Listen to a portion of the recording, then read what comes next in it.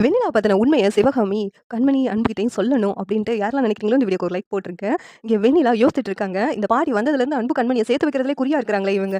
நடவடிக்கையே சரியில்லையே! இவங்க எதுக்கு இங்க வரணும்? இவங்களுக்கு யார் தான் சொல்லியிருப்பாங்க? அப்டின்னு சொல்லிட்டு யோசிச்சுட்டே இருக்கிறாங்க.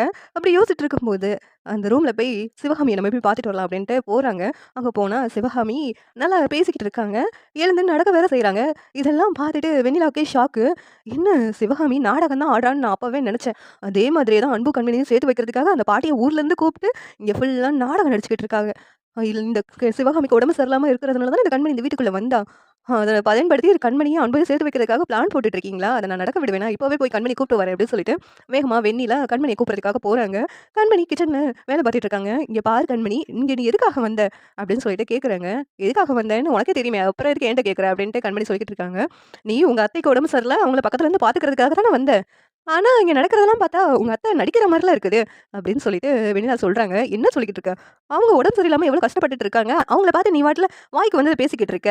அப்படின்னு கண்மணி சொல்றாங்க. உடனேவும், "இல்ல உங்க 2 பேத்தையும் சேர்த்து வைக்கிறதுக்காக தான் அத்தை நடிக்கிறாங்கன்னு நான் அப்பவே சொன்னேன்ல. அதுதான் இப்ப நடந்துகிட்டு இருக்குது. அது உனக்கு தான் புரியல. நீ வேணா உங்க அத்தை ரூம்ல போய் பாரு. உங்க அத்தை நல்லா பேசுறாங்க, எழுந்து நடக்குறாங்க, எல்லாமே பண்றாங்க. அவங்க தான் வந்து அந்த வைத்தியகி பாட்டியையும் ஊர்லேருந்து வர வச்சிருக்காங்க. உன்னையும் அன்பையும் சேர்த்து வைக்கிறதுக்காக அவங்க போட்ட பிளான் தான் எல்லாமேவும்.